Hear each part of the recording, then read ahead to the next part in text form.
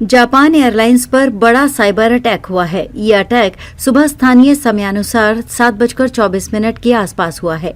इससे सैकड़ों उड़ानें प्रभावित हो गई हैं। बताया गया है कि फिलहाल टिकटों की बिक्री पर भी रोक लगा दी गई है। साइबर अटैक की वजह से एयरलाइंस की पूरी व्यवस्था ही चरमरा गई। बता दें कि जापान एयरलाइंस की ओर से साइबर अटैक की पुष्टि की गई है। कंपनी के अनुसार व्यवस्था दुरुस्त करने के लिए हर संभव प्रयास किए जा रहे हैं। फिलहाल डोमेस्टिक और इंटरनेशनल उड़ानों के लिए टिकटों की बिक्री को रोक लगा दी गई है। वहीं एयरलाइंस ने यात्रियों को हो रही असुविधा के लिए खेद जताया है। एयरलाइंस की ओर से जारी बयान के अनुसार, हमें साइबर अटैक का पता चला है। हम सिस्टम को ठीक करने के लिए युद्ध स्तर पर काम कर रहे हैं। हम लगातार रिकवरी स्टेटस पर नजर बनाए हुए हैं। फिलहाल डोमेस्टिक और इंटरनेशनल दोनों सेवाएं प्रभावित हैं। हमें इस असुविधा के लिए खेद है। मीडिया रिपोर्ट्स के अनुसार जापान एयरलाइंस ने कहा कि इस अटैक में कोई वायरस शामिल नहीं था और न ही इससे ग्राहकों का कोई डेटा लीक हुआ।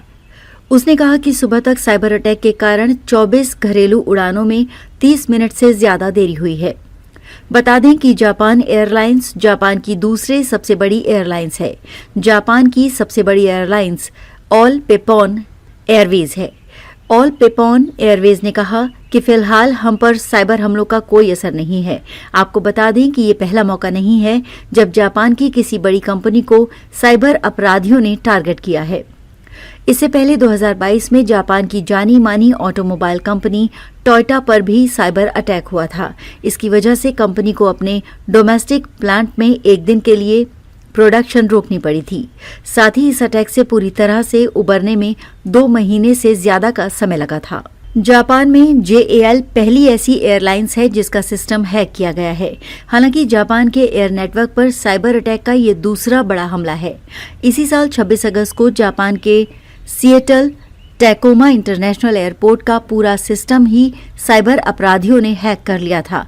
इस साइबर अटैक के बाद एयरपोर्ट की सभी सर्विसेज ठप पड़ गई थी।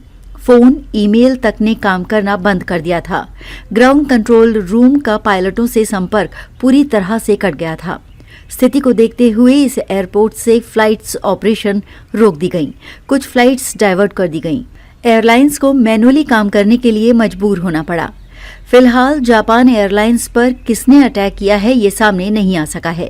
सुरक्षा एजेंसियां और साइबर क्राइम एक्सपर्ट इस साइबर अटैक की गुत्थियों को सुलझाने में जुटे हैं। आमतौर पर ऐसे हमले कुछ खास मकसद से किए जाते हैं।